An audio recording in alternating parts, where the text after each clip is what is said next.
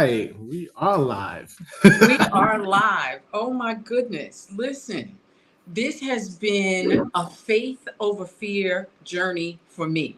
That's all I'm going to say because my audience knows that I am not friends with technology. So I'm so glad to have my special guest today, Trini, with me, who has been able to kind of navigate this and chill my nerves out a little before we get started today. All right, so let's get into it. For those of you who may be new to my channel, and for Trini's audience, hey, thanks for joining us. I am Diamond Crystal, also known as the Gallivanting Grandma. I am a global nomad, a 5-star international house sitter, an intentional connector, and a travel ambassador for Black women 55 and over who are entering a new life's journey with grace and ease. I'm going to add a new one today. Journey strategist, because I help people to navigate this new journey. And I'm so glad to have a special guest, Trini. Trini, Vlogtrippin. Introduce yourself to my audience. What's going on, y'all? I do go by Trini. My channel is Vlogtrippin. You could actually go to vlogtrippin.com. You could say vlog, you could say vlog. It doesn't matter. I am a traveler. I guess that's a good way. I'm a traveler of sorts. I've been to, I don't really like to travel count, but last year I've been to at least 11 countries. I think this year I'm at 4. You could check out my travel channel, vlogtrippin.com, vlogtrippin at Yahoo, not Yahoo, Vlogtrippin at YouTube. And let's see, what else? I gotta practice my intros. But yeah, this is me, this is my channel, this is my life. I am a nationalized American citizen. I was born in Trinidad. Shout out to my Trinidadians. But to the Caribbean. Yes, shout out to the Caribbean. That is our brothers and sisters. I lived most of my adult life, educated, work, pay taxes in America. That part. I do consider myself Caribbean American. And I have a travel YouTube channel, and I think I've traveled a lot of places to share my knowledge on especially Black men in particular. Definitely promoting Black men for whatever reason you decide to travel. I'm with you 100%. And Black that men is why. Yes, that is why I wanted to have you here today. For sure. Yeah. Listen, my audience knows I speak generally to the phenomenal sisters that I meet along this international journey, right? But I said in my introduction that I'm an intentional connector. And you and I connected on social media, on an expat app, and that's the name of it, Expat. So shout out to Shara Winter for pulling together such an amazing platform for us to communicate with one another. I saw your information and I was like, wait a minute, Brothas Speak, that's my new series, and you are brother number 2 who's on my channel. So for all the sisters, yes, brothers got something to say. International travel is not just, it seems like it's being led by Black women at this time, but really the brothers are out in these international streets. They are out there. And we want to talk to them because their experience is probably a little bit different than ours has been. So what was the first step that you took when you decided you wanted to start traveling abroad? You know what? Lots of research. Being that, having my passport is not new to me. And I know for a lot of people in the States, passport is their number one, their first step. That's right. And, being that when you go through a naturalization process, some people may not know, you have to give up sometimes your foreign passport. So being that I came here as a minor, I had to give the United States my Trinidadian passport, and I did not want to do that at all. I don't blame you. So the day I got naturalized, they give you this naturalization certificate, and then I have to now give that to the post office to get my new American passport. And that alone is also terrifying for anyone who's ever immigrated or did any type of residency. So you just got this document saying that you're a legal citizen, and now you have to send it. You got to release it. You got to relinquish it. And because I know I love to travel, I did that on day 1. So I have my certificate for maybe an hour before I went to the post office and shipped it off to get my passport. So passport is number one, and number Mhm. two would be research. You definitely want to do a lot of Googling. You want to do a lot of YouTubes. You want to get an idea. You want to look up the location on Google Maps. You want to look at Airbnbs. Yeah. You want to talk to people. I think probably should be higher than Google searches. Talk to people that actually been there. That part.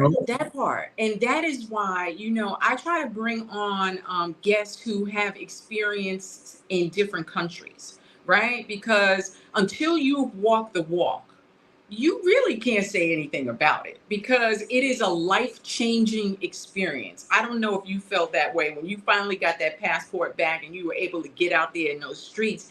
It's life-changing.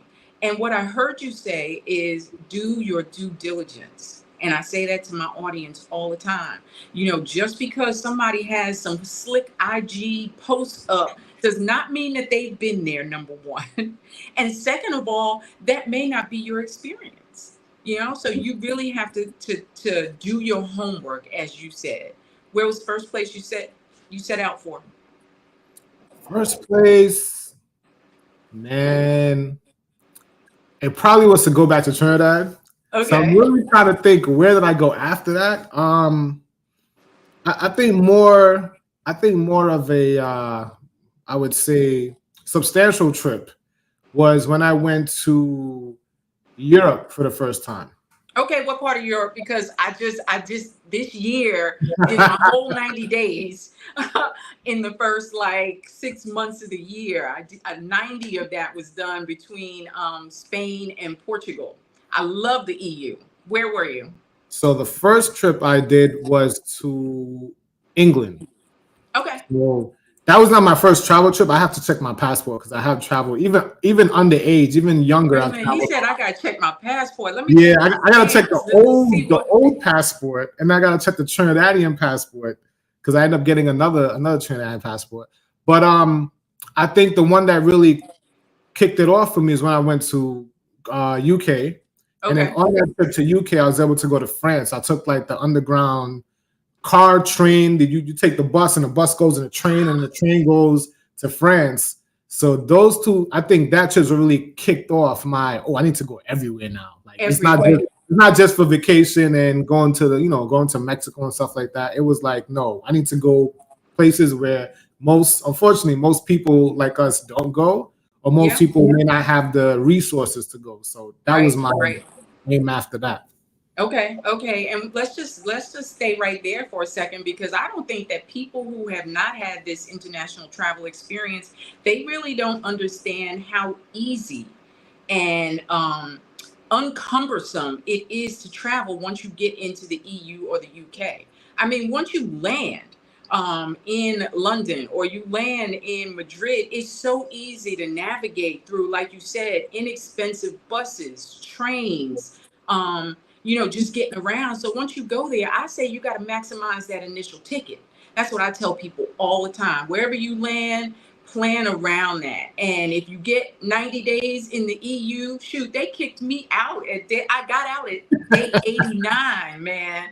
I was like, all right, I don't want no problems with my passport, so let me hop a ferry from the south of Spain over to Morocco. Right. And so I was still, I made my 90 days, but that was $35. You see what I'm saying? From one country to a whole nother country where I got a stamp on that in that passport for Morocco, and it was like on and popping for the next 45 days.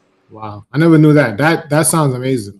Yeah, it is amazing. It is fantastic to be able to get around so inexpensively, like I said, once you land. And I don't know, everybody's not a global nomad like I am and have the Right. time and flexibility or ability to live outside your suitcase all the time. But I'm an international house sitter, so I love it. Have you ever considered house sitting? Is that something that was You on your know what? radar? I think one of the reasons I reached out to because of that, because I have a friend that she travels, and she actually did her first house sit that same weekend that we spoke. And she was house sitting locally in New Jersey. Okay. But she also had to pet sit. And Yes, that's a big part of it. and I think for me, as someone who, I wouldn't say don't dislike pets, but I don't think I'll be good just meeting random pets. Okay. Random. Right. And she also had to like video chat the owner Uh-huh. and stay on a schedule, and that wouldn't, I don't think that would work well for me, as Okay. someone. But I think for other people it would work well for, and Hmm. she's doing very well with it. Good. But probably not for me, but I think it's a great way, very creative way actually, and I cost say effective. there's a million ways to reach your goals. House sitting is one of them. And your apprehension around pets is not something that I don't hear all the time. I want to house sit, but I don't want pet responsibilities. Let me Right. just say that I have a Facebook group of 1,400 women strong who, many of them only water the plants and take in the mail. So Wow. all house sits are not created equal, and there are not pet responsibilities for everyone. The beautiful thing about being on the platform that the majority of the sisters in that group utilize, trusted house sitters, is that you get to pick and choose whether or not you want a pet. So you filter it out. If you don't want a pet, and you know that you're going to the EU, to the EU, to the UK, then you filter it that way, and you only apply to sits that meet your criteria. Now, I'm on a house sit for 30 days here in Barbados, and can I say it's hella hot? It's hella hot here in Barbados, but I'll take it because when else could I visit the country for a whole month and not have to pay for accommodations? Wow, So that's I'll feed the amazing. dogs, and I'll make sure that the cat litter is, clean every couple of days, because then I'm out in these streets, I'm at the beach, I'm at the reggae shows, I'm doing what I do because I'm the gallivanting grandma. So it does not hinder what I want to do. So, like I said, all sits are not created equal. Good, good. I mean, that's amazing. I think that's something that myself maybe need to take a second look at, and for Uh-huh. people who don't know about it to really, look at it as well and see if this might be an option for them to travel. Because Absolutely. another thing I read, especially in the Caribbean, being I'm from Hmm. Caribbean, it's hell of expensive.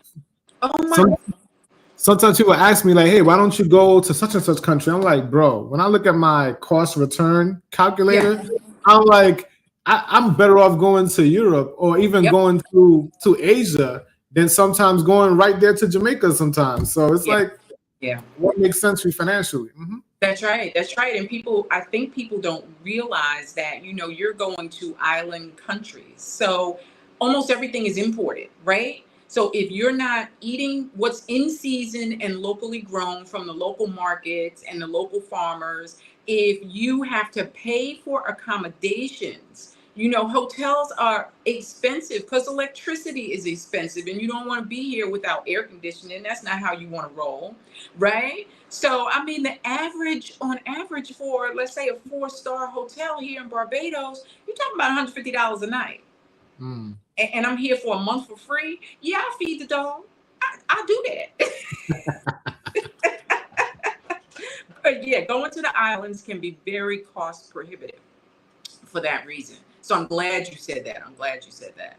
Yeah.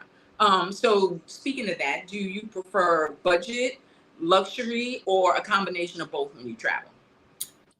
I'm definitely more on the high mid range. High For mid me, range. All right. What yeah, that yeah, mean? yeah. Where it to me, it's like it needs to be, what's the word? Equal or better than how I stay in the States. Yeah. So if there's I need AC, I need Wi-Fi, I need Non-negotiable. I need a big TV, and I need hot water. Okay. That's a I need thing. hot That's a water thing. shower. So if I don't get those four, I put it on Airbnb. If I don't get those four, I ain't even gonna keep looking at it. I'm on Yeah. to the next. Yeah. I'm glad you said that, because there are certain things in the United States that we take for granted, like hot water, like air conditioning, and like, small things like washcloths. I mean, that's not a thing everywhere you go. So you have to do your due diligence and find out whether or not, yes, it has hot water. It may say hot water only in the kitchen, so you definitely have to do your investigation. Otherwise, you're going to be disappointed with your experience. And who wants to spend money and be disappointed when they get there, right? But Right. manage your expectations based on the homework that you've already done. And everybody ain't going to tell you this stuff. Like, you know, I saw on one of the Facebook posts, one lady was complaining because she had to go out and find washcloths. And I'm like, well, you know, do your due diligence, you know, talk to people who've been there. That's not a thing. So, Right. yeah. So you say in between, high end, but those are your non-negotiables. Yeah. Once I get those, I'm happy. Yeah. If I get those 4 things, everything else, it doesn't matter to me. Okay. What's the longest amount of time that you have spent abroad at one time, one clip? 9 months. 9 months. Tell 9 us months. more. Go ahead. So, Take that one away. About, I would say 2022, I believe. I decided to do what some people do. They just wake up one day and said, look, I'm out. I'm tired of it. I'm out. And I think some people, there is some planning involved, but some people overplan to a point where it's just like continuous procrastination. Yeah. So, I agree. I already said, hey, this is my last day of work. Yeah. The following week, I'm on a flight. Yeah. I know the day before, or I'm getting a hotel room, because the day before that, I'm putting all my stuff in storage. Go ahead now. Well, I'm not re-signing a lease. I'm not re-signing this lease no more. And I made plans. I need somewhere to put my car. I said, gave a car to one of my relatives to hold for me. I set all those things up. I reduced all my bills. Okay. I just had I believe just a cell phone bill and maybe car insurance. But you just start getting rid of things, and you don't make it this big, elaborate thought process. Be like, I don't need this. I don't need this. I'm not going to be here. You downsize and close. You're like, listen, this is what I want. Some people like me, I just do carry on only. Time out. Because I mean, the purge process is real, right? And I know I had emotional attachment to some things. But when I decided it was time to bounce, man, it was time to bounce. Like, I did not need anything. I did the opposite. I didn't have anything in storage. I got one kid. I said to my daughter, what you want, you better come get it, because otherwise, blah, blah. But how did that purge process make you feel in the beginning when you started it and when you were finally done? Tell me about those emotions. So I think this may not be uncommon to many Black men. Go ahead. I think I have a small sneaker collection. Oh, Lord have mercy. Right? We going there? We going to the shoes? Because I find this is more common with a lot of Black men, around my age group or even younger. We have attachment to our sneakers. And at one point, I was buying a new pair of sneakers weekly. Effortless. Just because, like, what came out. So you were what they call a sneakerhead. I don't consider myself a sneakerhead. My cousin is a sneakerhead. And he has a whole sneaker channel, right? I could drop his channel also. But he buys sneakers like crazy. So when I really put my stuff in storage and I counted how many sneakers I have, it's like almost 50 pairs. 50 pairs. And out of those 50 pairs, I probably haven't worn about 30 of them have never been worn. That sounds like a whole way to finance another 9 months of travel to me. Very possible, right? So, and I think I'm underestimating. I think there actually might be more because I didn't sit there and count them. I'm just going through the boxes that I see in my head, and when I realized that I had to choose how much sneakers I could fit in my luggage, I had to break it down to like 2 or 3. That's emotional, right? And one that's on my foot if I don't want to wear slides on the plane. So it's like, yo, this is real deep. Yeah, it's deep. It is deep. It's a thing. On the thin level, on the skin level, it's deep because we're just talking about sneakers. We haven't got into like any other important things like like medications, like your toiletries, like how many toothbrushes and socks, and it gets crazy. But just sneakers, basic footwear, I'm Yep. like, okay, I need one everyday sneaker. Right. I need one going out sneaker. Yeah. And I need like one like sneakers that if I lose it, You like don't if care. I Right. don't like the workout hiking sneaker. Yeah. Yeah. Yeah. That's pretty much your 3 sneakers right there. Mm-hmm. Mm-hmm. That's it. Wow. That's a serious emotional attachment to something that you had put value on while you were living in the United States, right? Like my sneakers are important to me. Mhm. I felt the same way. I'm like, first of all, they got to be comfortable. Like I had shoes that were like they cute, but they not all day kind of walking shoes, And I'm like, these are not making the trip.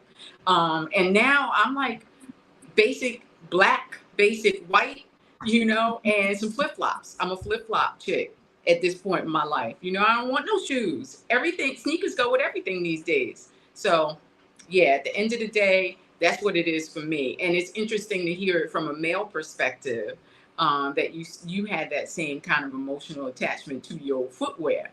But Mhm. it's the other things as well. You accumulate family heirlooms and sentimental things. What do you do with those things at that point when you decide that you're going to go 9 months? And for me, I can't see myself ever living in the United States full time. So I don't have a storage. I don't have a storage unit full of all the stuff. You know what I'm saying? My daughter might have a little bit of it, but I carry it. If I can't carry it here and in my 2 rolling bags, my backpack, it ain't coming. Right. Yeah, like, when you start unpacking your life and putting in storage, you start to see things like I think I had like my 5th grade report card, a whole bunch of awards that I won, old hard drives, and like, damn, Right.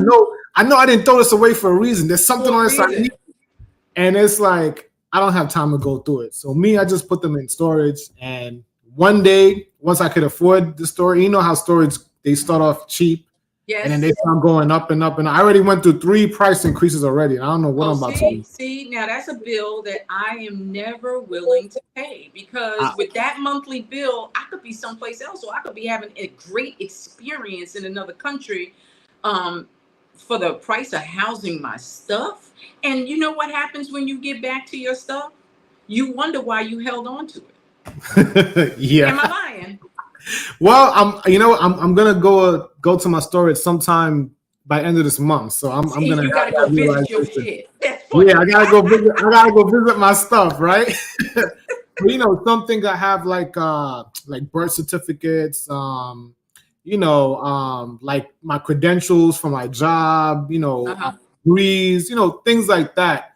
Mm-hmm. And you really have to, if you have trusted family, hey, can you hold this for me?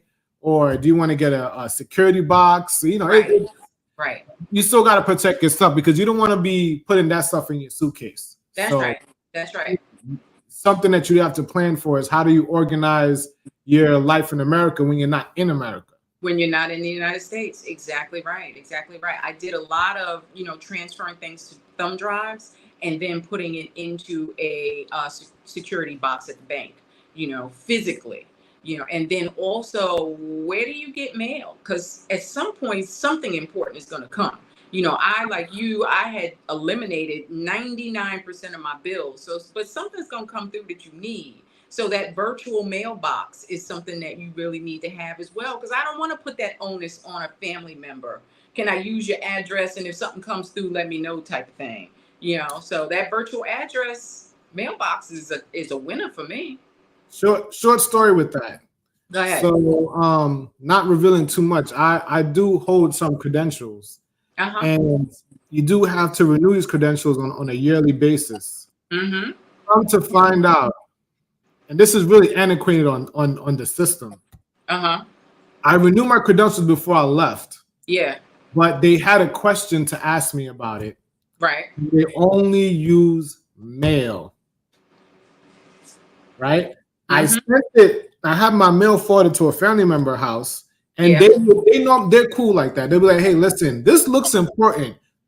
Should I open this and read it?" And they'll send me a picture, right? Yeah.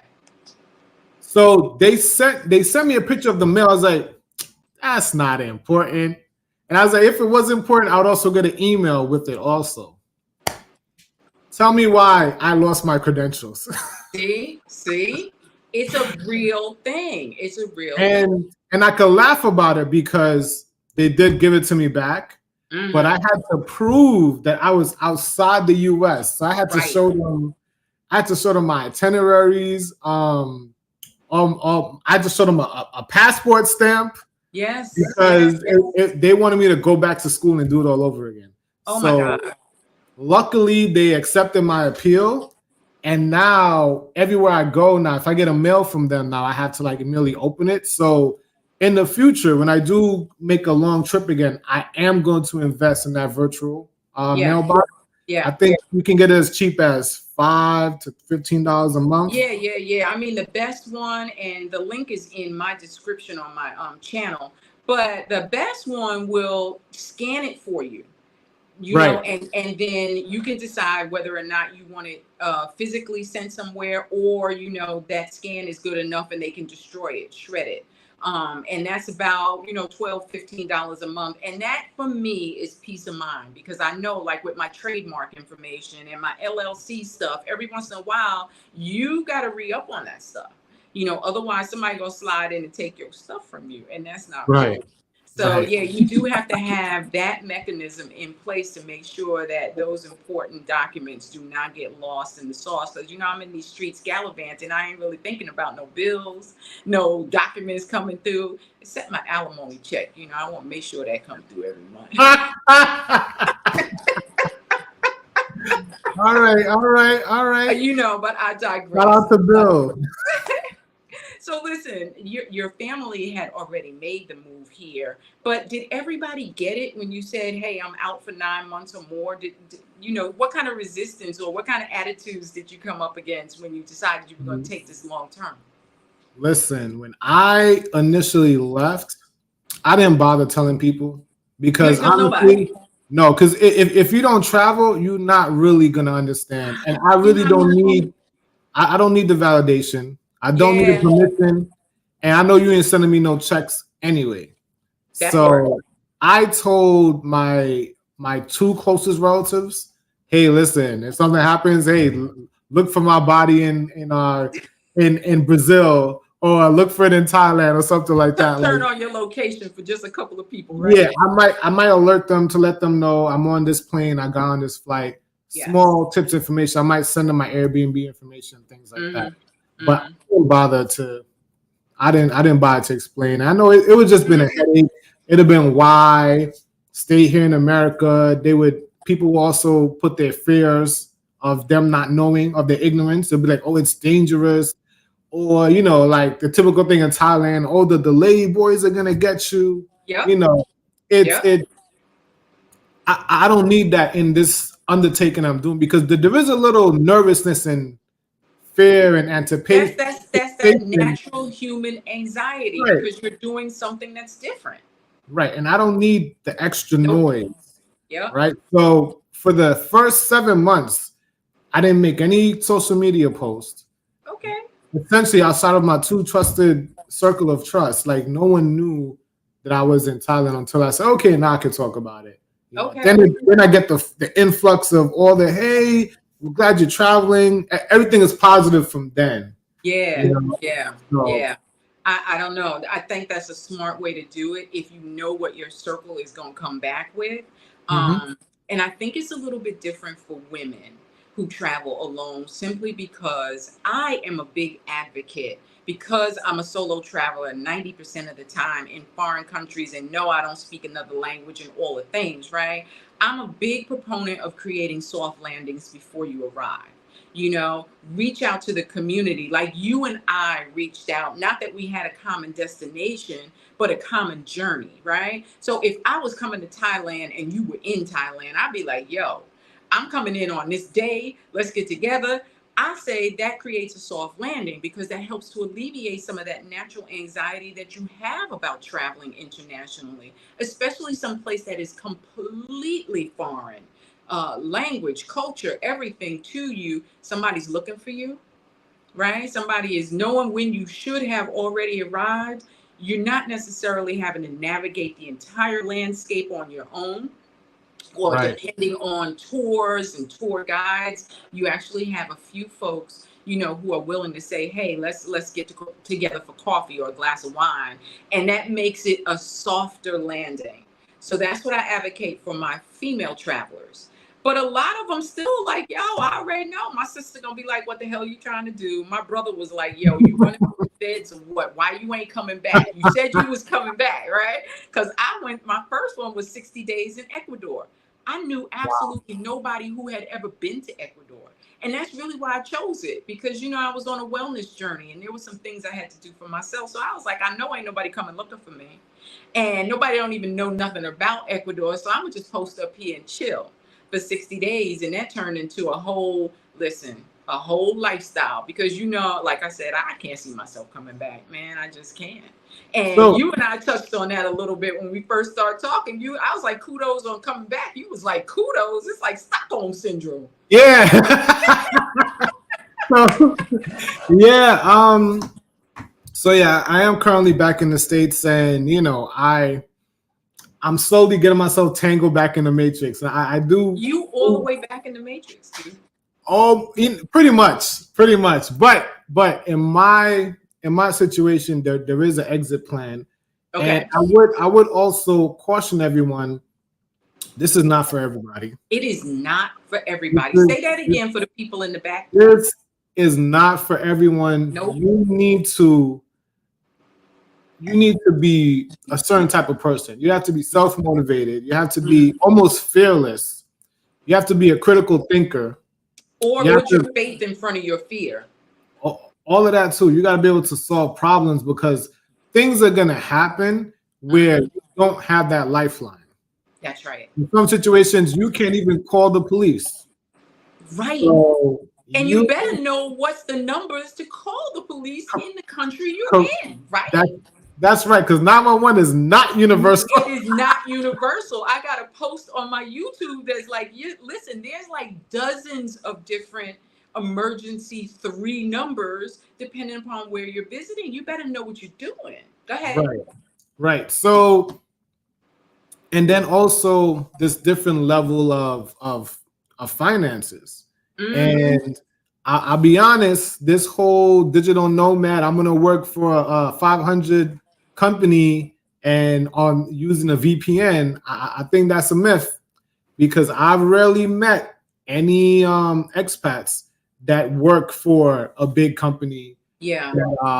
That allows them to work outside the country. So most expats I've met, a large majority are ex-military.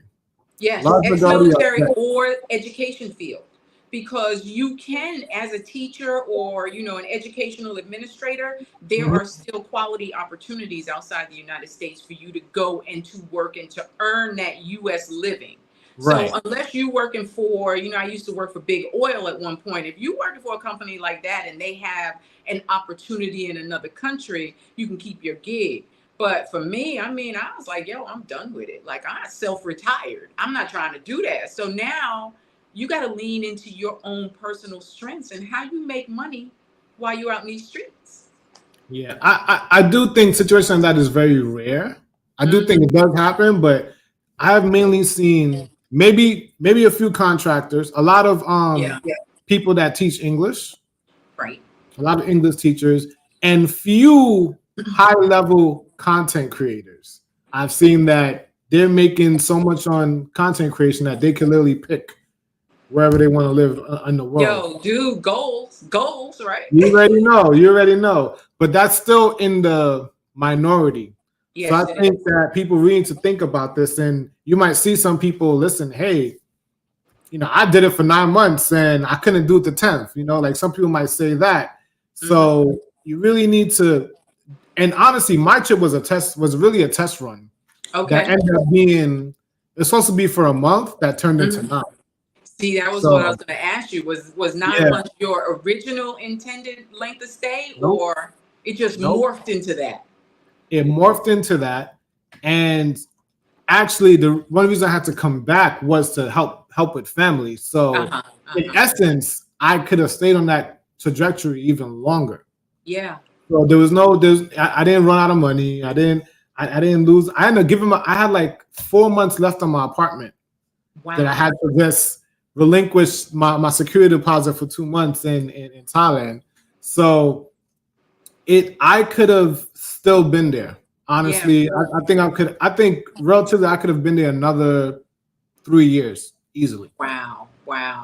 Easily. It's interesting that you say that you had to relinquish, time on your apartment. And that's Mhm. another big project that I think we don't talk about enough is really sharing those accommodation opportunities, right? If there was somebody that you knew in a trusted community that would have been able to say, hey, I'm coming to Thailand, I'll take that 3 months off your hands without you having to lose that money. So I advocate that for women as well, because you said test run, and it's very important to understand that just because you make a decision today is not the decision that you have to necessarily carry with you forever. Today doesn't have to mean forever.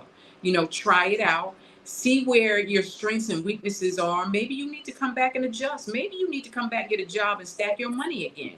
I don't know what Right. it's going to take, but don't be so stuck in um, the initial decision that you can't pivot when it's necessary. And that's what I hear you saying. You pivoted for whatever Right. personal reasons there were, but you have not given up the dream.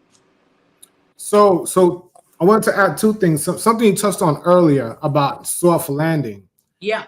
Definitely with Thailand, the Facebook group that I joined, Uh-huh. Brothers and Sisters Thailand, Uh-huh. which I actually end up starting the Brothers and Sisters Pattaya Jomtien, which is the Uh-huh. part of Thailand I was in. Okay. There was particular people that literally held my hand to an extent. I asked them, and they kind of wait till you get serious. So I kind of get it. So Yeah. they're like, "Did you buy a ticket yet? Let me see a ticket." Yeah. All right, Yeah. yeah, Yeah. I got I ain't you. got no time and resources to waste. Exactly. So I know you're coming for sure. Here, stay over here. Don't Mm-hmm. stay over here. Change your money here. Get your cell phone here. So I would say Good. without the support of that group, I think I still would have went, but they made me feel more prepared. There you Right? go. It gave There me a you good go. preparation. And then, like when you said contacts to meet up Mm-hmm. when you touch the ground, Mm-hmm. I think is very important because it's kind of weird. You kind of miss America, but you don't miss America. So you might, Mm-hmm. we tend, what I've experienced, we tend to treat each other better. And let Uh-huh. me better, people of our skin color better when we're outside of the US. It's a totally different interaction. It's almost spiritual to a sense, where that we see each other. It's kindred spirit, right? Right, Because if right. you have already taken this step to actually leave the United States for any extended amount of time, we don't have to talk about the why or what it's going to mean to you. We already get it. We're on the same mindset, right? It's That it's part. it's definitely people that have a very commonality in values as well. So you're already like, you're just like me, or I was you 2 years ago. And Yes. this is what I would have told me because I know exactly what you're Right. going through. Right. So things like that would definitely help, and I think that should go into your due diligence, research, YouTube, Google, contacts kind of situation. So yeah, I when I got agree. to Thailand, it was so many people to reach out to me. There were group Yeah. chats that I joined, so it was definitely that's part of it. And I want to shout out one thing. I do have a travel group that I'm starting Okay. that's based on traveling, and I think I want travelers to interact. It's called Black Travel Vlog. You can Uh-huh. find it on Facebook. I'll put the link up. I'll put the link in the chat. And pretty Wonderful. much, if you want to interact with other people that are traveling, it's small, but we're starting. You get to But it's interact going to with me. grow. It's going to grow. Exactly. Yeah. I started two other Facebook groups. I started Brothers and Sisters Kenya, and also started Brothers and Sisters Pattaya Jomtien. And I think we just hit 500 members, and now it's Okay. on autopilot where I don't even post anymore.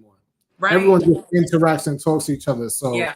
And that's I kind of think stuff that's I like to so do. important. It's a sense of community. And virtual community, I think we did not put the same type of value on virtual community before COVID that we put during and after. That's when, it's your currency at this point, right? You're not wasting a whole lot of money figuring out, should I take the taxi when I land? Or, oh yeah, dude told me that this driver knows exactly where I'm going, ain't gonna try and, take my money or take me all around somewhere. And traveling as a female by myself, that's important. If I'm not getting on trusted mass transportation, public transportation, then I do want a driver who's looking for me, who got a sign that says welcome Diamond. And I already know that you done helped out X amount of sisters ahead of me. So it's a personal referral. That sense of community is just so invaluable right now when we're stepping outside these borders. Because, the world is still the world and stuff is happening. Stuff is happening, and people sometimes think that what we have here, they have it all over. Mm-hmm. So, for instance, on a small level, they may not have Uber in your said country, right? But they may have Grab. Yeah.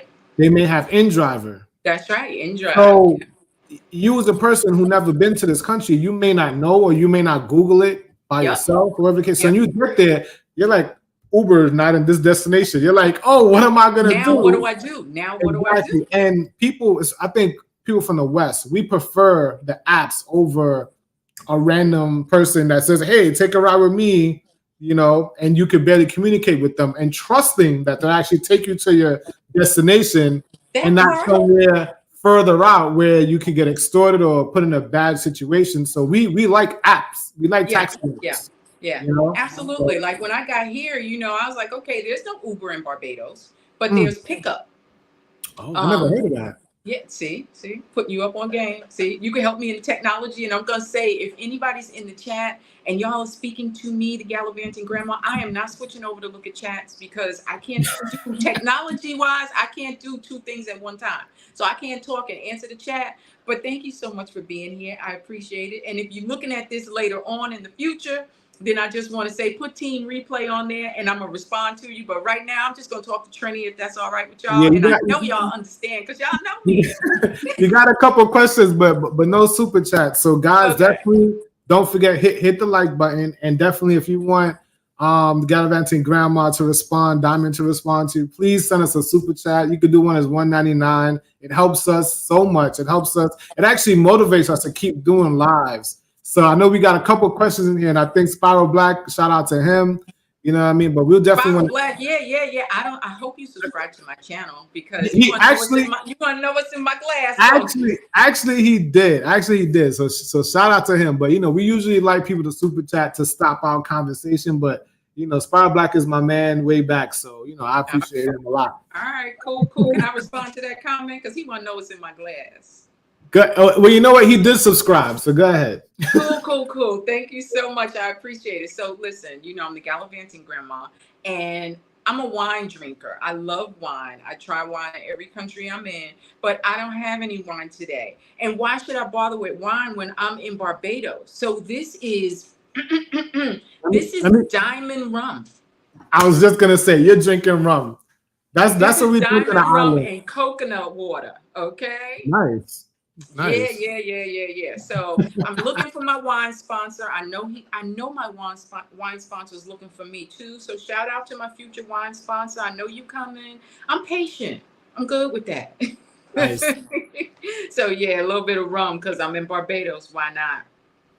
Yeah. So let me ask you, how has international travel kind of influenced your worldview as a Black man? Particularly a Black man who grew up in and spent your formative years, your adult years in the United States?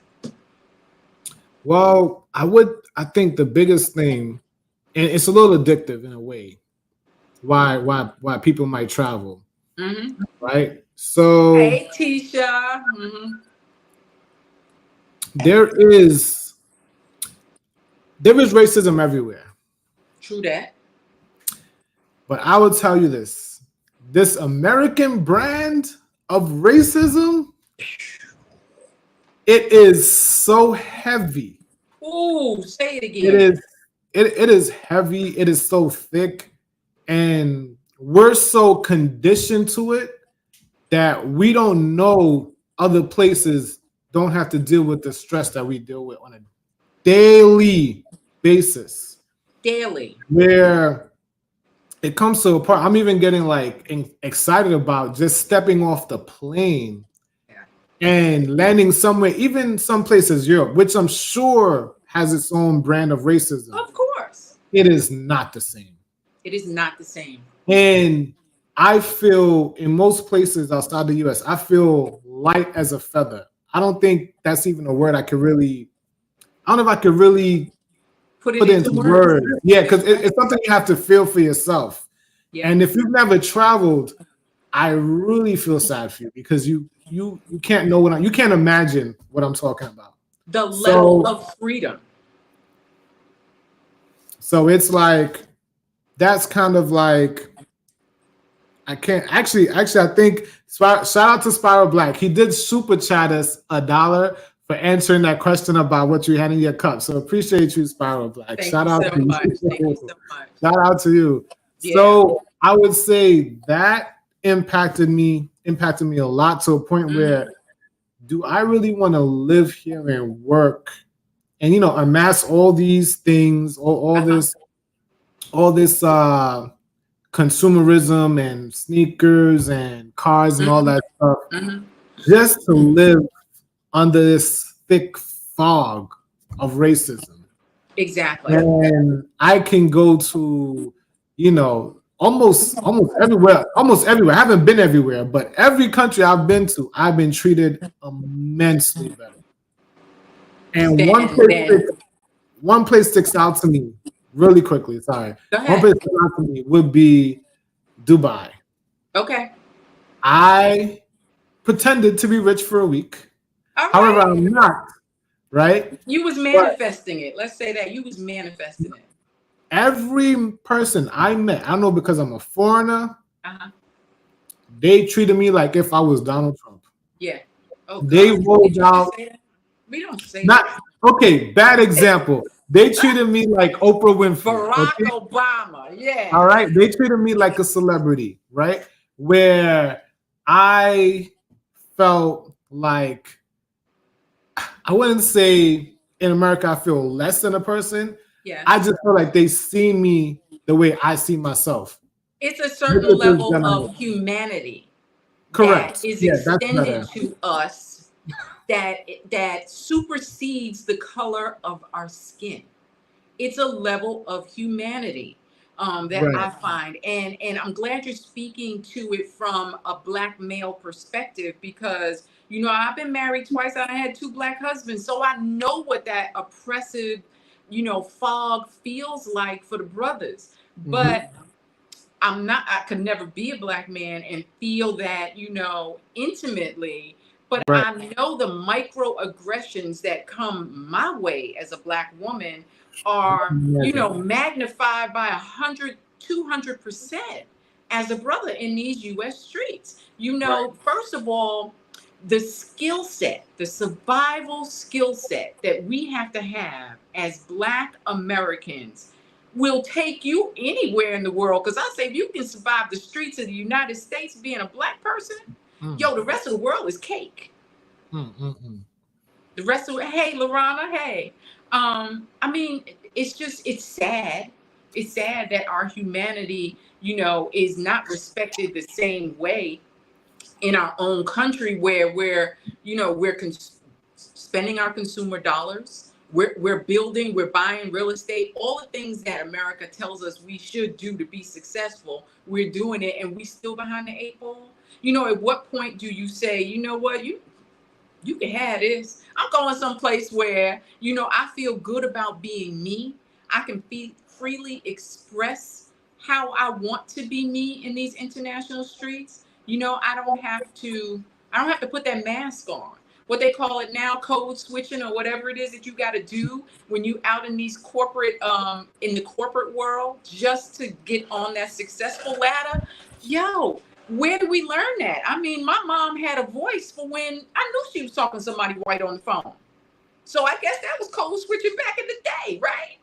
You do what you got to do to survive. And when you can put the heaviness of racism down, it's virtually impossible to pick back up on a full-time basis. I know how I feel when I'm on a plane coming back to the States. I'm like, I'm not Don't. mentally prepared for that. It's, you know what's funny? It's almost traumatizing. Yep. So quick story. So Go I went ahead. to Go ahead. Brazil my first time. For anybody, but especially for Black men, it'll be one of the trips of your lifetime. Yeah. Anyway, The women are beautiful. anyway, that plane ride, even going to the airport, it's like I had Tourette syndrome. I was shaking. Yeah. Yeah.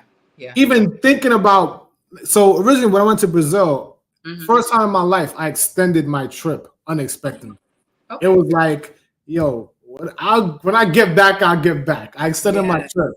And then the day came when I had to go to the airport, like the week before, even thinking about it, I was like, yo, what's wrong with me? Why is my heart beating so fast? That's You know, right. what's going on? So it's like, it's really, really traumatizing to the extent where I think I shed a tear because I didn't want to leave.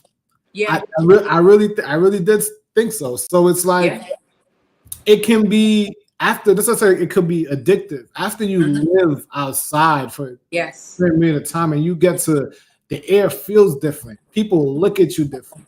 Yes. You know, quick story. I know I've been saying a lot of stories. I went to Bali, first time in Bali. Ooh, And destination goal for me. Go ahead. Bali is amazing. And also I had a group, Black and Bali, who also gave me a soft landing, who told me a whole bunch of little tips and tricks. Yes, for the soft landings. Yes. So I went to H&M. So issue in Asia, they don't make extra large like how the West makes extra large. So clothing, even for sisters, it's a little different. It can be different. It's very different. Sisters be on Temu. They know what you're talking about. They All want right. extra large. It ain't extra large. Keep going. So when I saw H&M, I'm like, yo, H&M, they must have American sizes. So I'm in H&M, I'm shopping, and I noticed that this guy was following me. And I knew he worked there. Yeah. And when I try to look at him, he approaches me. He was like, hey, do you need some help? Okay. I'm like, yeah, I'm looking for this. This man became my personal shopper in H&M. He got a bag for me, and I'm like, I want to get this. He's like, oh, I'm gonna hold it for you. Yeah. This man followed me in a good way around the store. Yes. And because we've been followed in bad ways, so we know the distinction, right? And well, see, initially I did not know the distinction. So that was on me. That was me living on my traumas, where this guy thinks, you know, either he wants me to hurry up and buy something, or you know, he looks at me like I'm doing something suspicious. Right. And I was completely in the wrong. And I apologized to him. I tipped him, and I said, that was the best experience I ever had in H&M on this planet. Yes. Was this man opting to be my personal shopper? I bought like 5 shirts. He held each shirt all the way to the cash register and cashed me out and walked me to the door. Yeah. You know, so that was something that, like, I'm back here and I'm like, yo, they don't know how to treat us like people over here. Oh, no, not at all. Because they don't see you as a person. They see you as a sale. And, you know, the thing that really stood out to me when I really started traveling extensively, particularly in Latin American countries and even in the EU, you know, they don't rush you at the dinner table at all. Like, you got to ask for the check 2, 3, 4 times. They're not clocking for that money. It's not a capitalistic society where they're turning over that table. You know, if you haven't ordered a dessert or a coffee, you need to get up. They come and clean up around you to make sure that you're getting up in the United States. You don't get any of that. You know, when you travel outside the United States, they recognize the fact that this is quality time that you're spending with friends and family, and they are not rushing you to get out of that restaurant. You know, it was the strangest thing for me when I went to Ecuador and I'm looking around. I'm like, yo, they see I'm done. Like, nobody's going to come and give me the check. I put my hand up a couple of times. They ain't rushing me. And I was by myself. So that's something, there are different customs that you need to get adjusted to, but that makes you realize just how heavy the bag from a racist standpoint, capitalistic perspective, the United States is with us, right? Get out, hurry up and get out, make room for the next person. I got to make this money on this table again, right?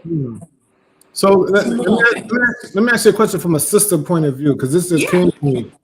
I don't know if your apprehension with the police in America will be the same as me, as being as a black man. Right. When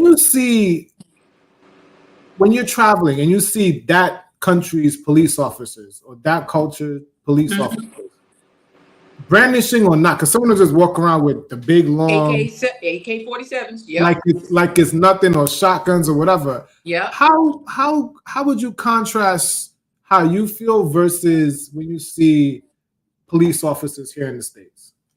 That's a very good question. Now, I'm going to tell you that I am the daughter of a retired New York City police officer. My dad did 27 years in Brooklyn. Nice. And so I grew up with a healthy respect for the police. But I also grew up understanding that all police are not created equal, right? And as a Black woman leaving the United States for the first time, when I saw police in Ecuador, I didn't tense up. I didn't wonder whether or not they were looking at me, which is what happens on a regular basis in the United States. If I'm driving in the US and I could be on one side of the highway, police is on the other side of the highway, I'm looking to see, turn my head, they turning around, they coming for me.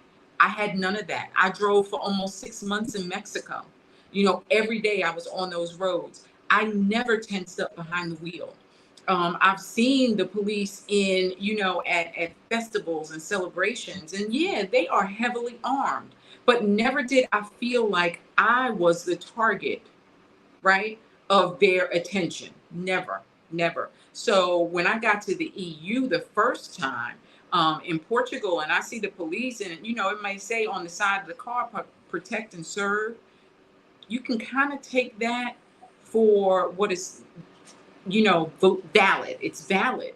They're not there to harm you. They're there to help you. Police be like, hey, how you doing? Give you a compliment when you're walking down the street. They're not looking at you with a side eye. So if I can feel that as a Black woman, I could just imagine how much more liberating it has to feel as a brother out there in the streets. Tell me if that was your sentiment. Well, I also grew up with a healthy respect for the police. And I did grow up in New York City, so there were some times where, growing up, I don't think they do as much as anymore. I got stopped and frisked a couple times. I've had police officers reach in my car. Yes. Like all types of craziness. Yes. And what I did notice is that, to me, the police in America, my interactions with them, and like you said, not all, can never say paint all with all brush, that they tend to sometimes escalate situations on purpose. Oh yeah, right. But that's a fear factor. That's fear motivated. Exactly. It's like it's here, and they take it to the next level before you, and you're like, "Whoa, I'm not trying to take it there." And it's like a challenge. And as a man, you're being challenged. So Absolutely. Some of us, it's hard because I think it's a trap that they put for us to jump right into. Now they're attacking your manhood, and they expect a certain reason. But then I would also say the way that they come at you initially is just based on fear. We know that. Anybody who's standing on a corner and you got to break up what is just a healthy dialogue between 3 or 4 brothers, that you're feeling threatened, right? As a police officer, they're not doing anything out of the ordinary. That is you projecting that fear onto that group. And so now, that's another way of, stay in your place, get going, break it up. So same thing that's the reality. Same thing with you, like I'm driving on if I see a police car, I'm looking to see if it's going to stop and pull me over. I always felt like I was the target of some type of investigation or something like that. Yeah. And compared to when I travel, like most recently Kenya. Yeah, they're out there in full AK. You know, they have like the older style Russian type weapons, Yeah. and they're waving it with the next hand. You Okay. know, so Yes. I have I have yet I've yet to have any negative experiences with police per se. Mm-hmm. When I travel, I know some people will have. Yeah, You yeah. know, in some countries things are different, but overall, I don't. My heart doesn't beat fast. No. I don't feel like a target. I Yeah. don't feel like the police is watching me and staring at me. And if I feel like I interact with them, I don't feel like they're automatically going to try to elevate it to a next level. Right, right. You I know? will say that TSA and the customs guys are more aggressive, are more aggressive than the police officers in any country, right? Customs is you know what's funny? I'm glad you said that. You know when I'm reminded when I'm back in the US, when I speak to a customs agent, Yeah. they remind me how America really views me. I'll be honest. And I've been through customs. I've even been bribed, not bribed, what you call it? Extorted by Get custom out of agents here. nicer than how I've extorted me in a nicer way than how Right. I'm treated just to get through customs and right here in the States. Say it again. I mean, there is So a distinct difference between how we are treated as Black people in the United States, our country, our home, where we pay taxes and we contribute to the economy, than any mhm. other place in the world. And I will say it's because I believe, through my experience, America is the only country that fights vigilantly to hold on to their racist past. You know, we all know that the slave trade actually started in Portugal, but Portugal has, they have come to terms with their role in all of that. And so while there is still racism, it's not as overt, and they don't try to hold on to that negative history the way the United States is holding on to it. That's all Make America Great Again is about, right? It's about taking it back to when they feel we should have been and should be in a certain place in society. And so when you can escape that, I'll say again, it's almost impossible to pick up that bag and say, this is where I want to return for the rest of my life.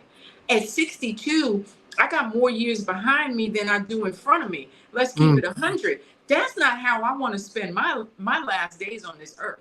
I'm I hear sorry. you. I need grace. I need ease. I need peace of mind. I need liberation. And I know that what the level of that I'm seeking, I'm not going to find it in the States. So I ain't even trying. And I used to be militant, like, let's change the system. Not no more. Y'all can have it. Hey, yeah, Damaris. I feel like at some point, um, I think the system will change, but I don't think it's gonna be in my lifetime. Well, if it ain't gonna be in your lifetime, you damn know it ain't gonna be in mine. I think we can help prepare the future generations Uh-huh. to a point where it is, but I don't know if how much fight I have left in me. You know, I think I Right. want to go. You know, I want to live in my how would I say this post American era. You know what I mean? Like I Yeah. kind of want to be there. You know, Where and first of all, for you to be able to imagine that, Mhm. like we said, it's a different frame of mind. It's not for everybody. And what I have discovered is that I stopped trying to convince people. You know, when I first got a taste of this, it's so good. It was so sweet. Everybody needs some. Let me give you some. Come. Nobody came. And so therefore, that's why I share on social media as much as I do, because it's not my personal crusade anymore to save the people that were in my inner circle, or to make them believe that life can be so different. You know what? Either you get it or you don't. You're going to try it or you not. But I'm here to tell you, listen, life is real sweet outside the borders. Yep, I definitely agree with that. Yeah, yeah. We touched on a little bit about the United States and from a political standpoint. I mean, how much do you, when you're in other countries, how much energy and time do you put into following what's going on in the United States? Because I know for me, like CNN is so not a thing for me anymore, and it used to be. You know what? When I was in Thailand, and sadly we just had another school shooting like a couple days, I think a couple days, less than a week ago. Yes, less than a week ago. The way that I watch Thailand's news is so uneventful. It's like a new store opened up. They're fixing Main Street. Yes. Bad weather on Wednesday. Like their news is so uneventful. Yeah. And occasional, someone stole a fruit from the fruit stand. Like it's really very, very low level crime kind of things. Yeah. And then you go to America and like, another mass shooting, 15 people dead. It's like, it's depressing. It's depressing. And to a point that when you live in Asia, it's almost opposite time. Yeah. So when it's daytime over here, it's nighttime over there. So by the time you get the news, it's already delayed like 8 hours. Yeah. So it's really, you have to invest to keep up into what's going on in the States. Right. Most of us don't. Like if we find out, it's on social media, like someone posted something. Right. I mean, I feel like that's not how I want to spend my days. That's not how I want to invest my time, and the news in the United States is so heavily propagandized. I mean, you think about propaganda, you think about places historically like, Germany or whatever. But at the end of the day, you got to really invest personally in following all the negativity that is put forth in U.S. media. You got to make a concerted effort to do it. And that's not really how I want to spend my time and my energy. I'd rather focus on, natural spring spas and what's the fruit today that, is available at the market and what does it taste like, See, I don't think people understand that. So why is it part of the heaviness you get to put down? When you wake up in Thailand, you don't know how to spend your day. Yeah. You're like massage, breakfast, massage, dinner, massage. It's kind of like how it goes for most expats. It's like centered around feeling good. Am I going to go to the beach today?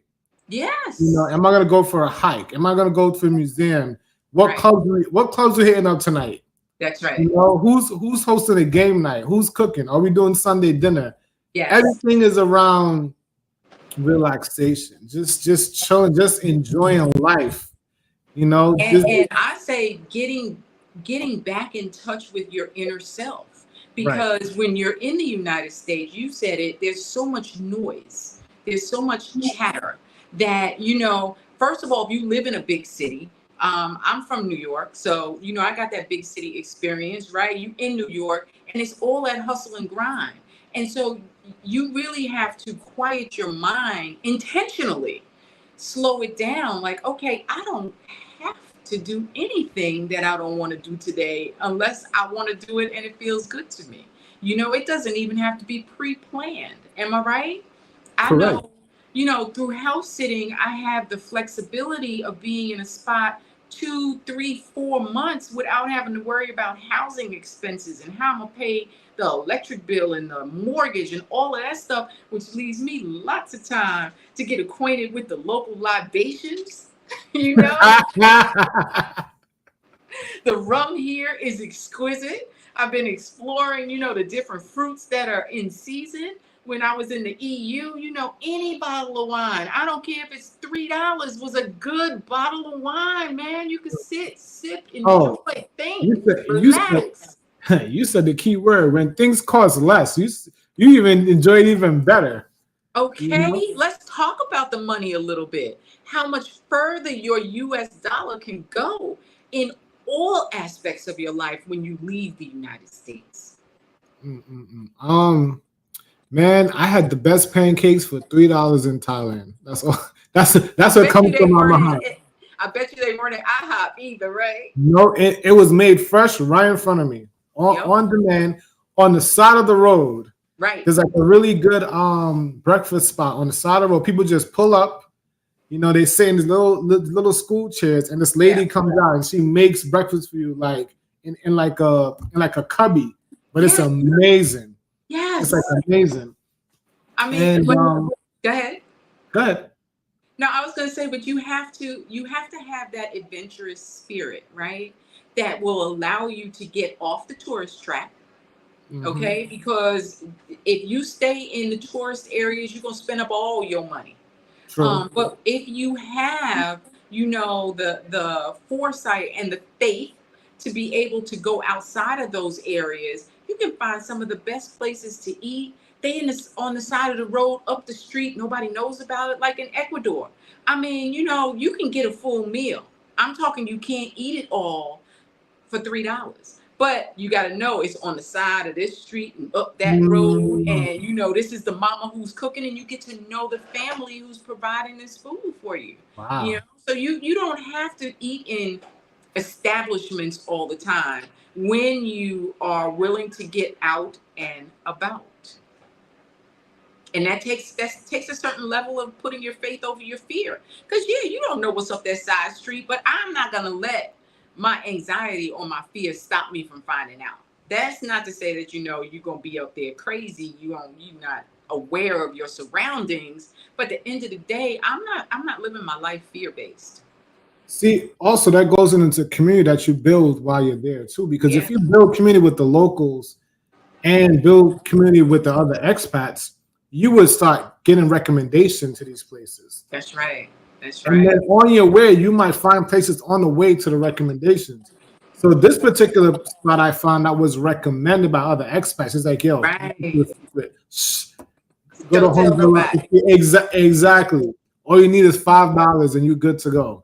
You Man, know? those are my favorite kind of places for real. I like chopping it up with the locals. I went on an island tour, and there are established tours that you can pay, $100, and they take you out for the whole day, blah, blah, blah, blah, blah. But at the end of the Mhm. day, I was like, yo, I don't want to do that. I don't want the tourist tour. I want you to take me where you go.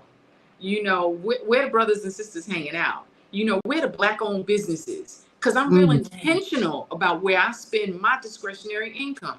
And so I want to support our businesses every country I go to. So take me there. And that's what I posted up recently on my YouTube channel, a day in Barbados. And it's all black owned. Right. That means something to me. It might not mean something to everybody, but like I said, it's my discretionary income to spend the way I want to on things that matter to me. So yeah, intention is important. Hey, hey, hey. Kiana, we met in Barcelona. Oh yeah? That's Yeah, what's up. yeah, yeah. I tell you, I meet amazing sisters everywhere I go. I really, really do. What you want to know about Barcelona? Oh well, it's definitely on the list. Ecuador's on the list also. Yeah, yeah. But you said something about you met her in Ecuador, right? You meet some of the most unique lifelong friends while you travel. Like, Yes. I mean, not to disrespect my people from America. I love you guys, but Right, right. it seems to you find a different quality of people in the airport, having breakfast with. Like, even though I travel solo, rarely do I ever have breakfast, lunch, or dinner by myself. I always Hmm. need someone, especially when you travel and someone hears an American accent, you Yeah, can't help it but be drawn to them. that's right. And you're like, hey, what you doing? Like, yo, this is my second time here. Listen, you got a minute? Let's get something to eat. I could tell you everything I know and share over a meal. And it's Yes, like nothing. Even yes. even even as a brother, even in a place like Brazil, where a lot of his brothers might go there because of all the women and all that. Hmm. Other brothers will see you on the beach and invite you to go get breakfast. Yes. It's a Or beautiful thing. hey brother, we having a function later on tonight. You want to come through? Just met me. Don't know me from a can of peas. Right. But at the end of the day, they do know foundationally that you have something that is similar, right? You have that in common. Otherwise, you wouldn't be there by yourself. If you weren't like minded, you would not be there by yourself, right? So they That's right. already know. Yeah, you my people. everybody ain't tribe, but I will say that I used to brag about having, tribe in all the cities in the United States, every state. Yeah, I got people here, I got people there. Now I'm like, I got people that's country code related. I got people in Ecuador like Lorana. I mean, I got tribe everywhere I go. And so if I want to go back, I already know my people got me. Right. I arrived to Barbados. I didn't know a soul. But somebody told me about a sister who was here in Panama, from Panama, and the rest is history. You find your tribe. Your vibe is going to attract your tribe. And I know some of our brothers have little issues with American women. Oh, but we're gonna get to that. That's a whole other episode, dude. I gotta touch on it because I would say our sisters treat us different outside the States. I would say that personally. All right, go ahead. So you might be traveling and you might meet a sister from the West, from America, from Texas, from UK. You might meet a sister from Africa, and you might realize that you guys interact on a totally higher level than you ever will in the United States. I've had sisters approach me. I've sisters smile at me. I have sisters say, "Hey, take my number. Look, I got to get this flight, but listen, you look cute. Yo, take my number and hit me up." You look cute. So it's a different interaction, all facets from a platonic to a romantic level. So even if you may not, and it's sad, you may not get that connection of the tribe here. Yeah. But I almost guarantee you're going to find it out there. Yeah. I'm glad you touched on that. I really, really am. And I think that goes back to, you are interacting with like-minded people at that point. If you catching a flight and you going to Thailand by yourself and a sister, recognizes that fact, then yeah, we already got common ground. So why not? We both on this journey, whether or not it's for a vacation, whether it's not it's for an expat experience, we all on that journey. So you opened the door, and when we first started talking, you said, I said, well, tell me about the passport bros and what's that really all about? Because it has a certain connotation. Yes. Right? When people hear it. And sisters, American Black sisters are like, they not going to these countries to meet us. So they're feeling kind of slighted when they meet American men in foreign countries. Like, yeah, they ain't clocking for that. They want the local flavor. And when we started, you was like, well, you don't really understand about passport bros. So just clarify some of the misnomers, the misconceptions about that group, because they are mighty. There are a lot of them. I don't even know if I'm the right spokesperson for the passport bros. However, but from your perspective, I am passport bro adjacent. I would say, because when I travel, I do interact with a lot of them, and some of the stuff I can understand, and some of the stuff that I don't.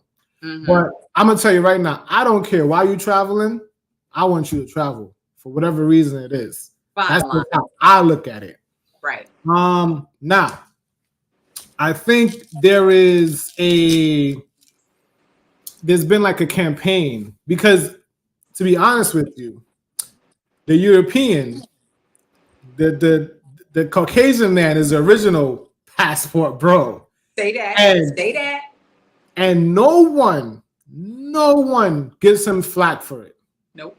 All the mail-in brides, I just went to Mexico and I got a Mexican wife, all the Asian, all the, not to bring up your favorite person, all the Ivankas, you know what I mean? Like, they are the original people that said, I don't want to deal with American women, and they go marry the whole world. Romanians, whatever. And bring them back, get taken advantage. The men that get taken advantage the most are our European men that get taken to the cleaners. Yeah. So I would say the misconception is that all passport bros are created equally. Yeah. And that passport bros are directly related to someone who's a certain type of tourist. Yes. That's what they're there to patronize in that particular thing. Yes. Now, In that sector. my answer to that is, are you just against them doing it in this country, or do you care if they do it right here in America? Because to me, it's kind of selective outrage because, you know, I've heard sisters here, hey, I want a sugar daddy this, sex worker pride that, this, that, the other, go get you that. Yeah. It's fine once it's here in America. But if they go abroad, they're taking advantage and it's to give me the ick and all this other stuff. So one, that's not what it is. But it is a multitude of, it's not a monolith. So there is some brothers that's what they do. Yeah. But it's unfortunate because I think they are the louder ones that it paints all brothers now. So now people ask me, are you a passport bro? Because I travel, you know? And even though I might go to Thailand and a passport bro might go to Thailand, we do not have the same experience by far, right? Mm-hmm. So for example, I love Thailand, but me and a Thai woman do not get along. It's not going to work. Thai women are not for me. Okay. The whole 9 months I was in Thailand, I've dated black women from literally almost every corner of the goddamn planet. Yeah. From Australia to Europe to South Africans to Ghanaians to people from Virginia, Florida. I've dated nothing but black women from all parts of the world that just happen to be visiting Thailand. Gotcha. And you will be amazed to see how many black couples that are there. Mm-hmm.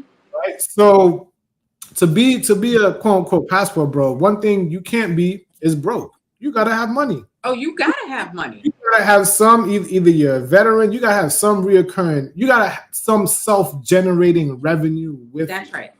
So the whole myth of they're broke, they don't want to spend money in America. No, technically they're spending their money in a smarter way than America, because however you want to look at it, they're literally getting, pun intended, more bang for their buck. Oh God. They literally are. And you cannot knock the logical shrewdness and the finances of it. So if they want to go to Brazil, they want to go to DR, wherever the case is, and that's the experience they want to do. It's their money. Yeah. They work for it. Mm-hmm. And, we also call the quote unquote plantation brothers, men who might say, you're running away from American women, you're not strong enough, et cetera, et cetera. You're over here working so hard and you still are having poor results. One thing that passport bros got is receipts. They got receipts.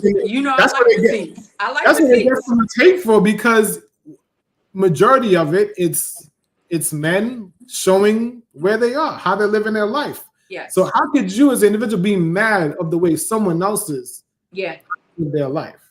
Yeah. And like you said, it's not everybody, but they do get grouped into this negative stereotype because there are some who are out there flossing and, making the most noise in that community. And that's why I asked you about it, and I wanted you to address it. Well, think about it. Think about this individual. Somehow they weren't living the life that they wanted in America. It could be their fault. It could be their looks. It could be their finances. It could be a numerous amount of things. They found happiness. And everybody's definition of happiness is different. It's completely different. They were so happy about it that they started recording themselves doing it. So think of the mind frame of that person, that they were so happy that they had to show everyone how happy that they were. Yeah. Right? Yeah. Now, definitely, I'm not promoting anything illegal. So, if it's illegal in that country, just like how it's illegal right here in America, but no one seems to care. When you go to places where it's legal, I cannot judge that person by that people's culture and that people's laws. And nor should we, right? Because it's all about living your best life, whatever that means to you. So, judgment is out the window as far as I'm concerned. Nobody has to understand how I live my life and how I spend my money. That's right.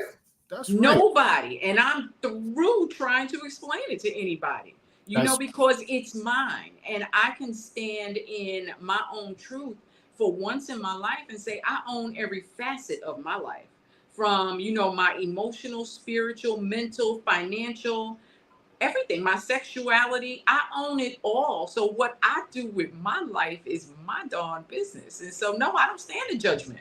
So I got to add something. Go ahead, add it. There's Brothas Speak. also the passport sis. And some of us may not want to talk about passport sis, right? Because passport sis is on the dating apps. It's on the dating apps. She's swiping right to everything that she likes. Yep. But here's the hard truth a lot of passport sis come to realize. When you date outside of America, 9 times out of 10, it's on you. It's on you. Yeah. Rico Suave don't got the money to wine and dine. Passport. All passports are not created equal. You got that little blue book. You got serious access. And you don't recognize that. He can speak French and speak romantic, but he don't got it. I was in Morocco, and the Moroccan men were so courteous and so just beautiful human beings. And I got invited out so many times, but at the end of the day, you can't even leave a certain province because you don't have the right paperwork. So, if I can't come to you in your own country of Morocco, what am I do with you? You know what I'm saying? So at the end of the day, recognize the power that is behind that blue book, and don't be mad when people make the natural assumption that you are a person of means, because if you living in Thailand for 9 months, you got some money. Oh yeah. And exactly. And then also, yes, there are cases where you might meet the rich businessman in London or something like that. Yes, that happens. And hey, if that's what you want to go for, I ain't gonna tell you don't go for it. That's right. I'm just gonna say the people I met when a lot of us expats hang out together. Yeah. And you might have a couple expats who have local partners. Yes. And you bring them to the meetup and you ask them what they do, and they say, well, I don't work, because if I work 6 days.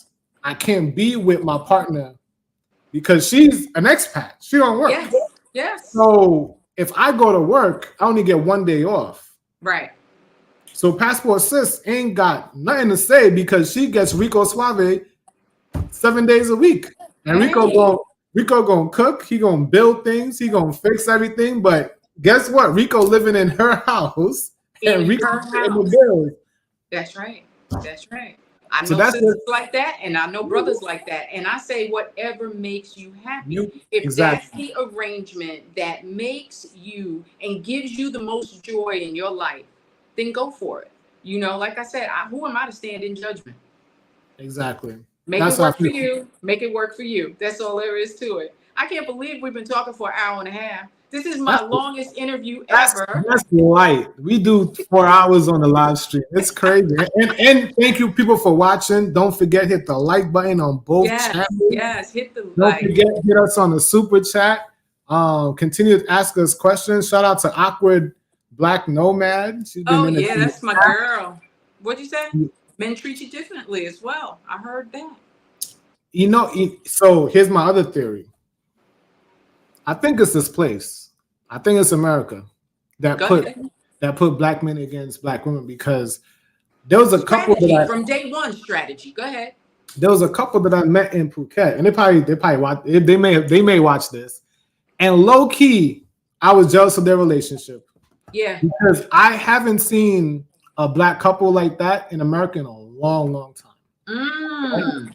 They homeschool their kids. Yes, they both work from home. So they invite me over, right, to play spades, right? Yeah. So the group of play spades, universal, right? Like, yo, you know how to play spades? Yo, come through tonight.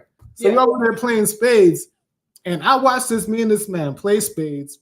His wife bring us dinner. She, I don't smoke, but they do. She rolls a blunt up for him. Yeah. Kisses him on the forehead. I'm like, what the hell? Like, Where'd you find her? Exactly. You know what I mean? In a respectful way, I was low-key jealous. I'm like, he's like, man, listen, we couldn't make it happen if it was them in the States. It's like Yes. keeping it real. It's like here brought us together. Wow. And You I know? bet you that level of stress that they were able to eliminate in their everyday lives allowed them to connect on a deeper level, right? What they mentioned was they don't have any guards up where they're at. Right. You know, so it was a beautiful thing. I was low key jealous. So I think my future will probably be, you know, with my, because I've only dated sisters on a serious basis, where it'll be a sister, but I think I got to get up out of here. I think we got to go live in Africa or somewhere. We got to go somewhere else where we can eliminate at least a large portion of the bull crap that pits us against one another. Because like I said, that has been, you know, the colonizer's strategy from day one, right? And it has worked. It really has worked.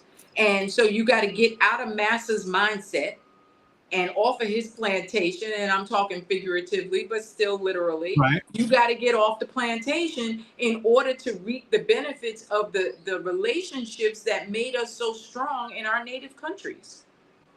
So we need to be teammates, you know? That's a big thing. We need to be teammates to make this thing happen successfully. So be like, you might not be getting, you know how some women say, oh, I need someone to pay these bills, and you know, I can't be feminine unless my bills are paid and all this. Yeah. If I take you to Thailand, you don't got no bills. I know that's real. What's the problem? You know what I mean? What so is I the think problem? So I think we're not getting the best of our women because they live in this daily trauma.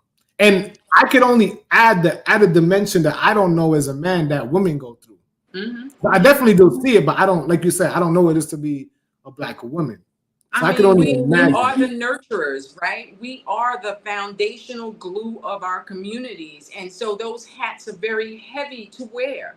I mean, I remember when it was wife, mother, grandma, auntie, daughter, caregiver, employee or employer, depending on what part of my life I was in. I mean, you know, the juggle is real. It really is. And so when do you have time to get in touch with your feminine side or stay in touch with your feminine side when you jockeying all these different positions? Put in, you know, throw into the equation the fact that a lot of sisters at some point or another are raising families on their own, whether that was by design or by circumstance, you know? So you used to be in lead mode. You used to be in hustle and grind mode. So you don't even recognize when a brother comes your way and says, hey, let me help you lift that load. Not got this. How many times you see women are like, you know, you are saying no to assistance because you're so used to carrying the load. And just because you can carry it well does not mean you should continue to carry it by yourself. So, you know, you got to open up and be a little bit more vulnerable. And leaving the United States gives you that opportunity to put down some of the load that you've been carrying. And, you know, I say now, you know, I date in every country I go to, you know, because I date for fun, because I ain't trying to get married no more, you know, over that. Been there, done that. So I date for fun, you know, companionship, whatever the case may be. But at the end of the day, you know, don't come at me with like, no, what you bring to the table. Because, yo, my life is big and beautiful all by myself. So I'm not auditioning. I'm not answering no interview questions for us to go out on a date. You understand what I'm saying? What you bring to the table, I'm not answering that question. Let me ask you that. In your dating experience, right? You said like all this pre-qualifying stuff. You know, when I meet women outside the US, I just say we're going on a date tomorrow. That's it. Or even same day. There's this endless talking and back and forth. What is there to talk about? We can talk on the date. Why we gotta talk before the date? So do you experience that yourself as being a woman? Like when you meet locals or you meet other travelers, like how do you guys interact with dating? Yeah, well, I will say that I like to date organically, first of all. So if I meet you while I'm enjoying a glass of wine somewhere, or I'm having a meal, or I'm out at the store, at the market, and you walk up to me and you got a smile on your face, I don't necessarily need to even understand everything that's coming out of your mouth from a language perspective, but your eyes are smiling at me, and you are welcoming me into your energy. And it's an energy exchange and connection for me when I travel internationally. So, like I said, I don't really have any problem meeting men organically. And you're right, it's an on the spot thing. I know this coffee shop up the street. Let's go. And it happens just like that. But we have so many guards up in the United States as Black women. What you want from me? What's your angle? What you're trying to get, that we can't even receive that. But once We're, you get we're, inside the States, we're somewhat suspicious of each other. very much. Being back here, I realized that it's like you said, like, what's your true intention? So it's like you can't even connect with me because you over there trying to screen me first. I mean, it's a You know? chess match from minute one. I'm trying to think what's your move and let me move counter to that so that I don't get, my queen don't get taken. I mean, what the hell is really happening here? That's actually a good. I like that don't want to analogy. play chess no more. I really don't. So what also I realized is that I would say local women, they would tell me now, it could be for various reasons. Yeah. I get approached a lot Outside the United States or in? Yes, outside compared to sometimes I think in the States it's on me to approach the women completely. And I would say it doesn't happen. A few occasions women do come to me and say, hey, listen, I saw you, blah, blah, blah. Yeah. But when it comes down to go, especially in South America, kind of like places that you go to, Asia, definitely in Africa, for real, they walk right up next to me and they tell me what their intentions are. That must be nice. Off the rip. No guessing game. No, if I look at you, you looking the other way. Right. None of that, RBF. It's all smiles. It's all stares. And they will come, if I call a woman over in America, she'll be like, no, you come. Right. Oh, a little bit of attitude. A little bit of attitude. Like, if I go like this, she's already over here. I just raised my hand. I was calling for the waiter. Oh, I thought you was talking to me.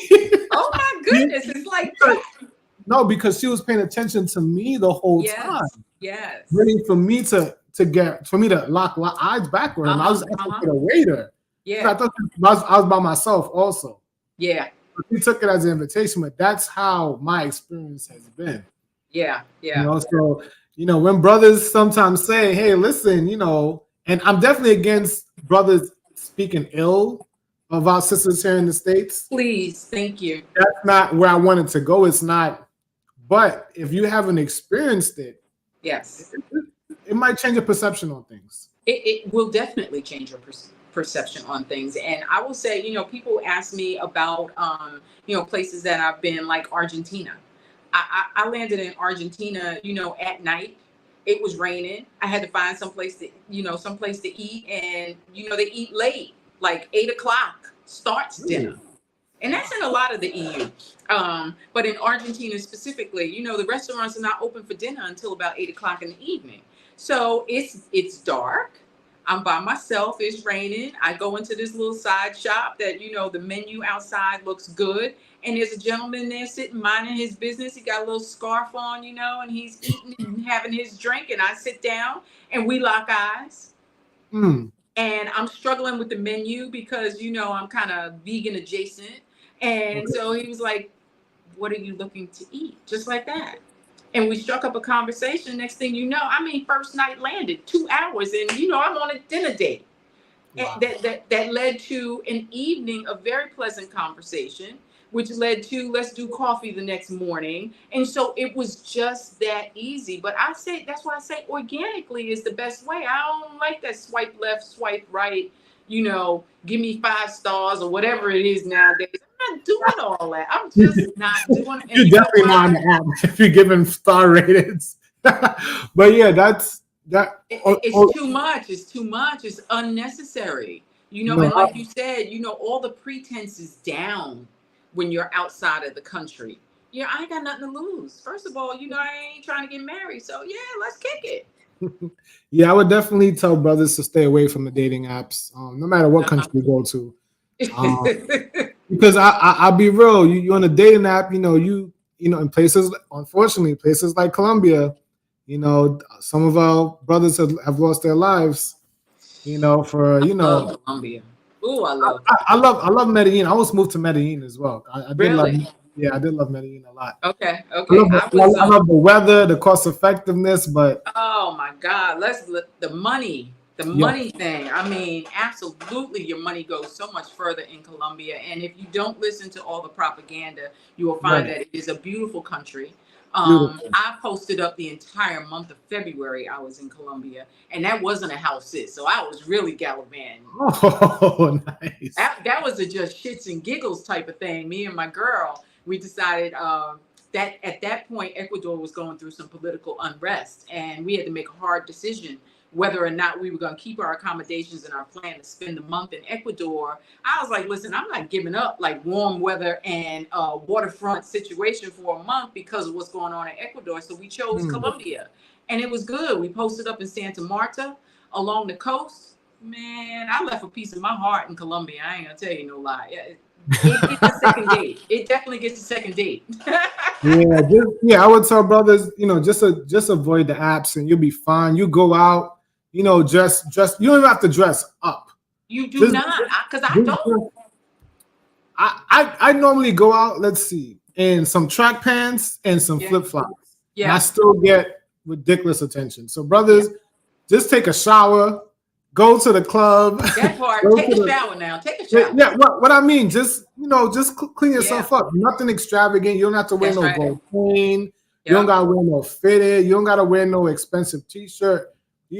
Maybe put some little cologne on. Yeah. But it's very, dating is simple and easy. Dating, it should be. I think it should be. And I have found really that it is. And so I'm glad for the experience because, growing up, the majority of my adult life being a married person in the United States, I had to first of all get in touch with myself before I even wanted or knew how to date. It was all new to me. And then, having the experience outside the United States, I'm like, oh man, this is easy breezy, the way it's supposed to be. I'm loving it. I'm my true, authentic self at all times. There are no pretenses, I ain't after what you got, and so it just makes it so much more pleasurable for me. Yeah. And I think also expats, dating other expats might be a good thing because I think some women, you want something going on, right? Oh, so if I'm you're not an carrying the expat, load. right? So I'm trying to get a perspective from someone who's from America, right? You're an expat, you need another expat. I know you got something going on because you couldn't be expating like me if you don't got something going on. That's right. You know what I mean? So I think that might be a great match. Maybe you looking for your black king or whatever the case is. Yeah. He might be in another country and still be from America.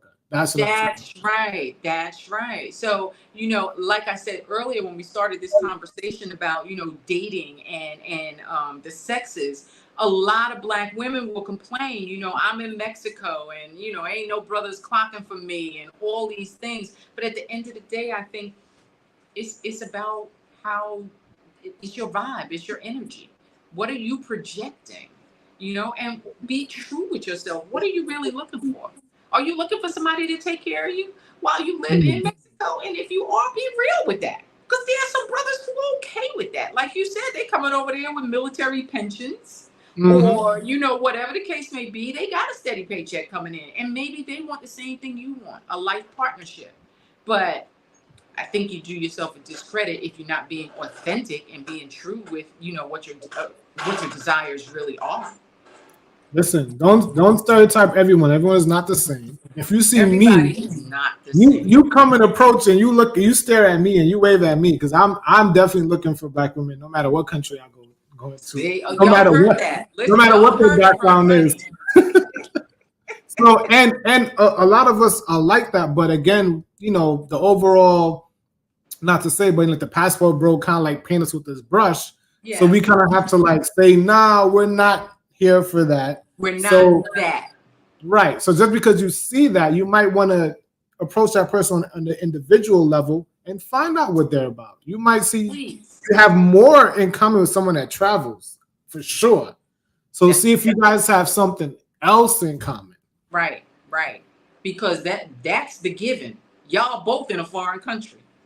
Right? So you got that in common. That's an easy conversation starter. I don't care who you are or what your intentions are. That's an easy way to start a conversation.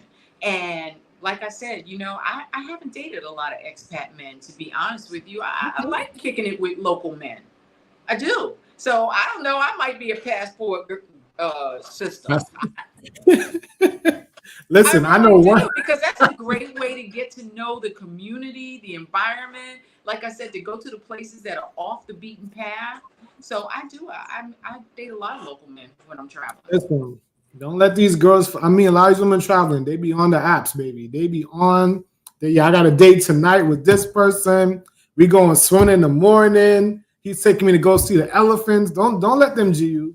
They do the same thing. They're just not as loud as some of our brothers are. There you go. There are a couple of sisters who have groups on Facebook in some of the Caribbean islands, and they like, all right, y'all, I'm telling you what to expect when you come over here from these men. Now, if you don't listen, that's on you.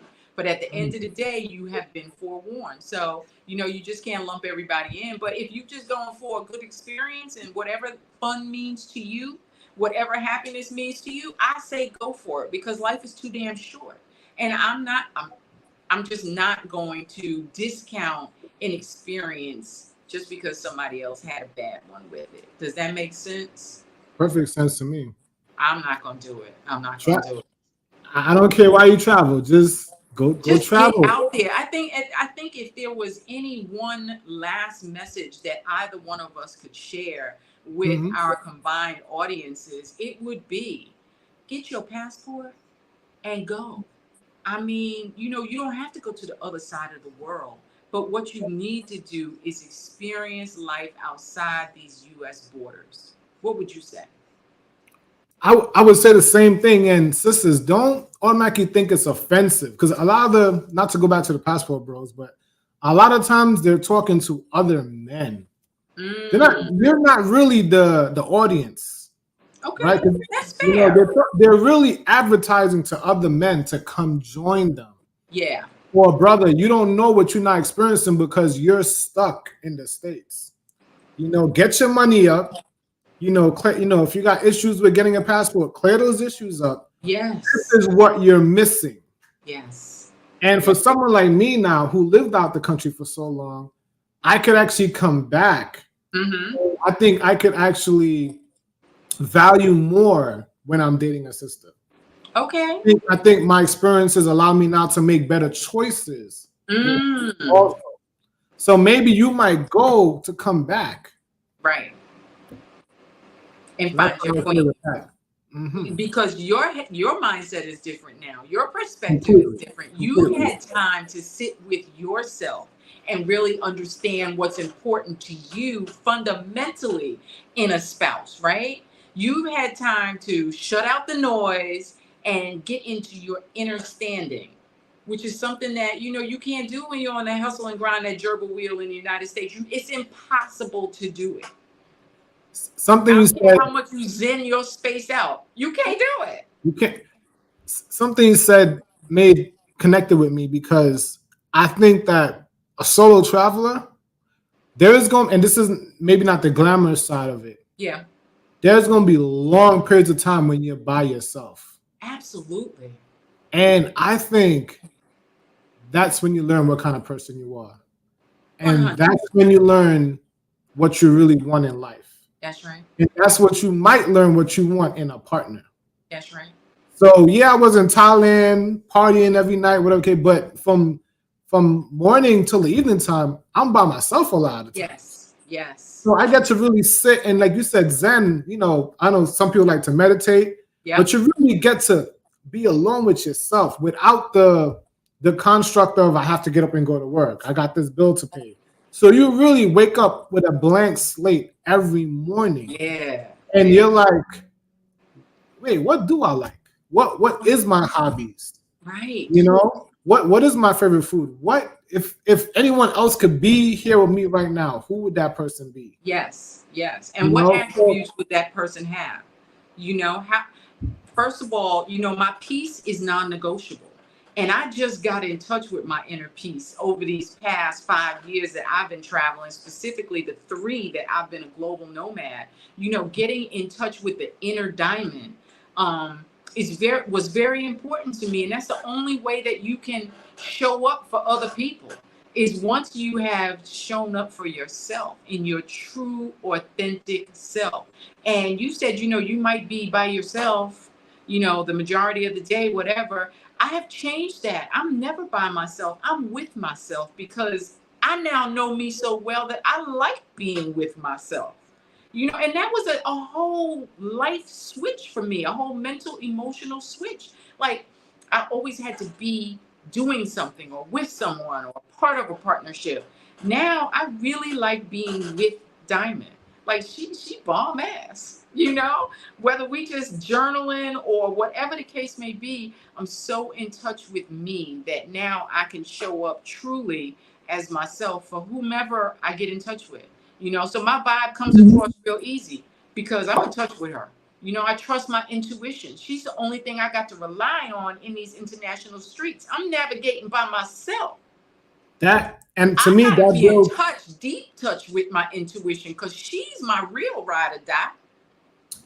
that to me is a character builder Yeah. because I was mentioning earlier about being able to problem solve and critically think. Yes. It's the glamorous side. There's situations where, like you said, you did a jump to go to Ecuador.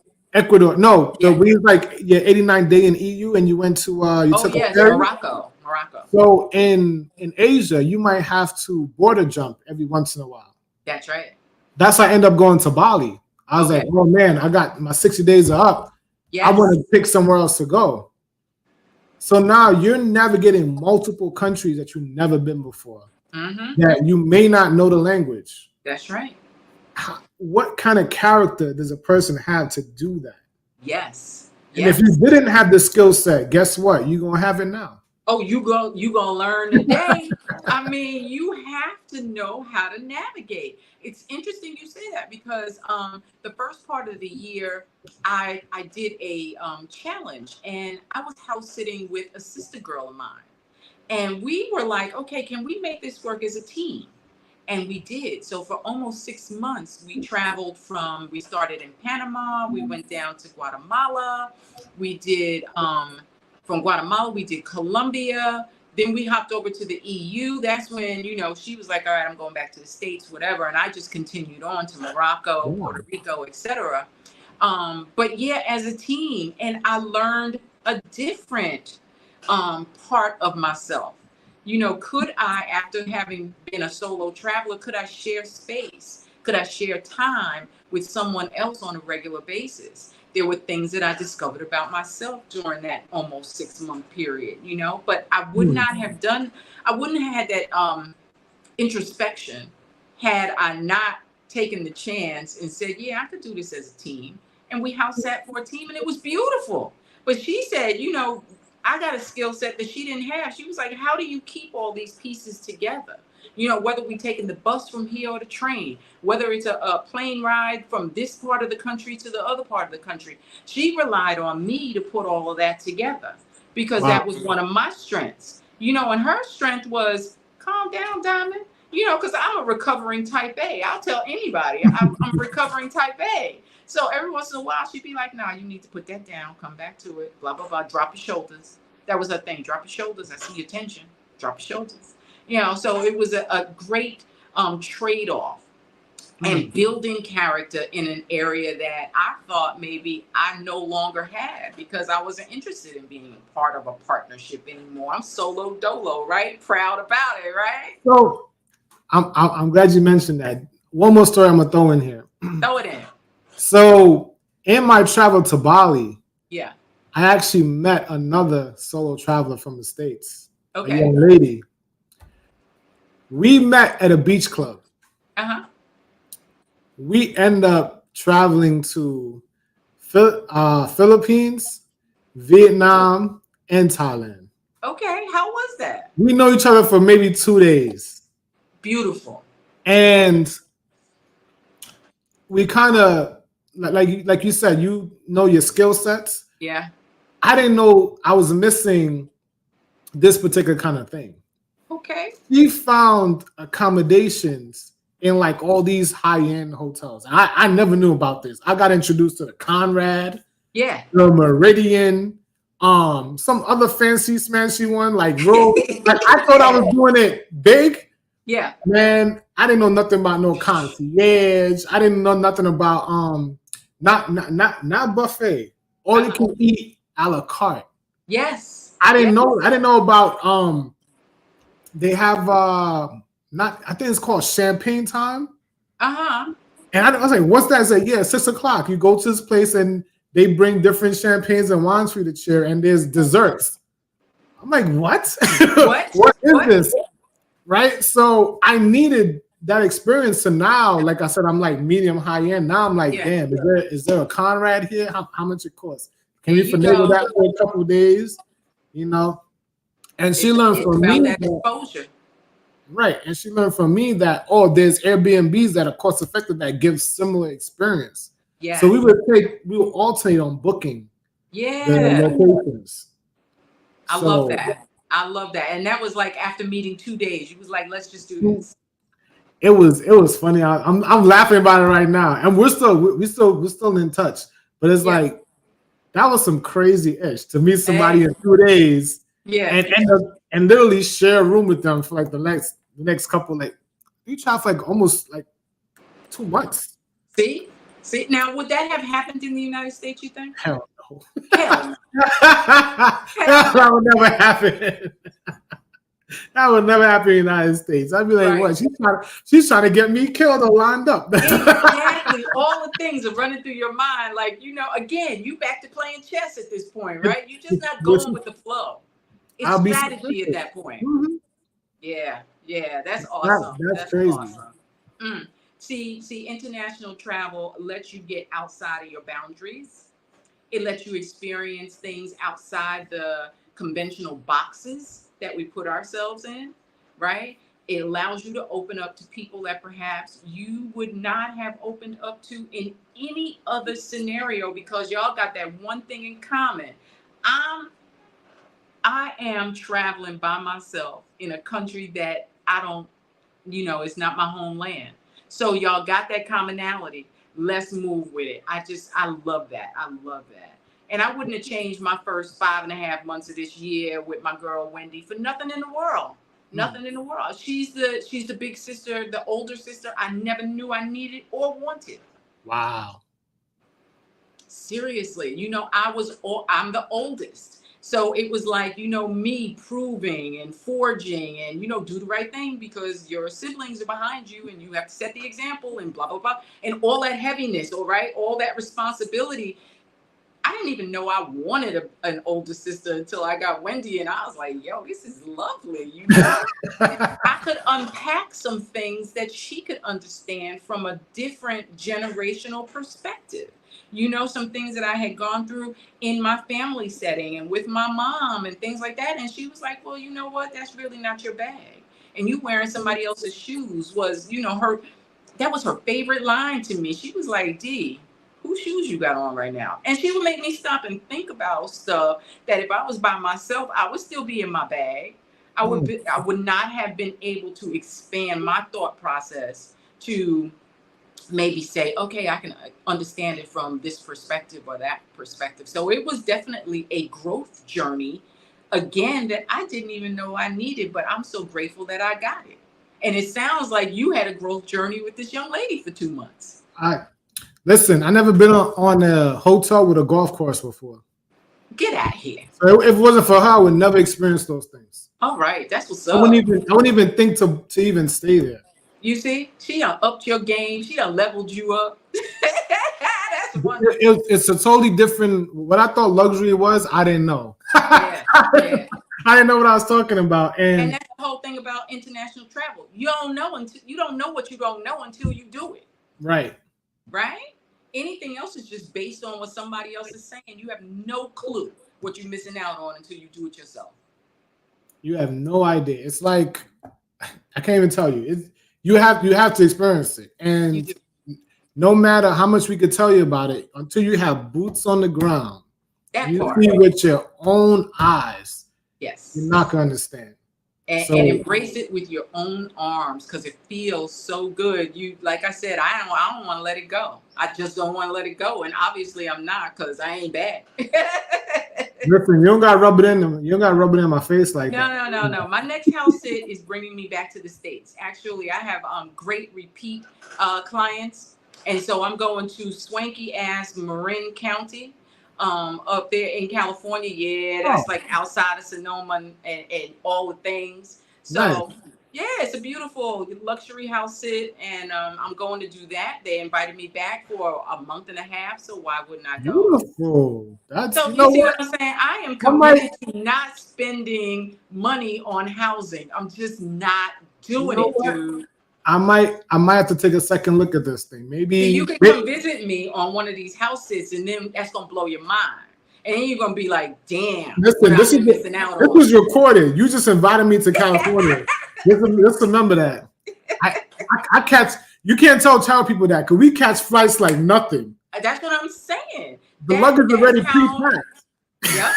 That's how my girl Wendy, we had met in Ecuador, and she was like, "What do you do? What are you doing?" I said, "Well, I'm an international house sitter," and she was like, "Well, what's that?" So I invited her to California last year, and she came and saw how I was posted up. She was like, "Yo, this how you rolling?" I'm like, "This is how I'm rolling." And from that point, she was like, "I think we could do this. So I want to try it out." So she started, and we decided we was going to spend the first 5 months together, and the rest is history. It was a beautiful experience. So yeah, if I tell you to come through, come through, because I don't invite people but one. You already told me come through. I'm coming. You just tell me the date and the address. That's what's up. This has been a wonderful conversation. Thank you so much for agreeing to be my guest, my brother number 2. I appreciate you putting me up on game as far as this technology is concerned. He said, "Don't worry about it, Diamond. I got everything behind the scenes. I'm going to put it up on the screen. I'm going to do this." And he is a man of his word, and I appreciate that. So I will say thank you again. Yes, it's been a pleasure. We should do this again.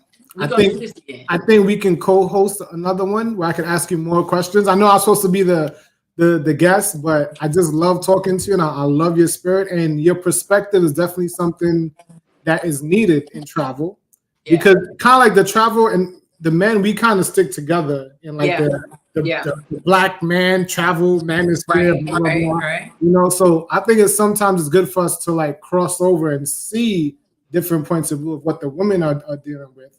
And, hopefully make us better connected, when we travel. Absolutely. Like I said, I'm an intentional connector on every level. And Black men and Black women need to connect on different levels, on everything. Because we are stronger together. And as soon as we get that message, the world will change. I appreciate you, bro. Thank you so much for having me. We should definitely do this again. All right. It's a date. Thank you. All right. All right. Peace and blessings, y'all.